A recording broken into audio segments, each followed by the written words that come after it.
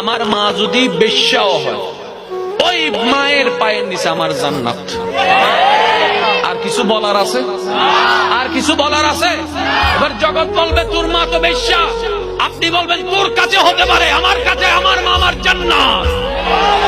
আফসোস লাগে আমার সেই সমস্ত সন্তানদের জন্য যাদের কাছে বাবা মা ভিক্ষুকের মতো হাত পাততে হয়। বাবা ওষুধের জন্য একটু টাকা দেস না, বাবা ডাক্তারটা দেখাবো একটু আমাকে ডাক্তারের কাছে নিয়ে যাস না, বাবা এটা খাইতে মন চাচ্ছে একটু টাকাটা দেস না।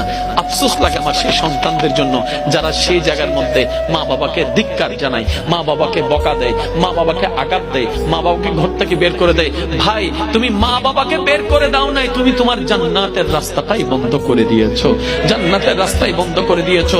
জানো মাটাকে এই মায়ে বাবার যদি একটু মনটা খুশি হয়, জান্নাতে যাওয়ার 10,000 কোটি বছরের রাস্তাও যদি হয়, রব তোমার জন্য সেটা একদিনের রাস্তা বানাই দিবে।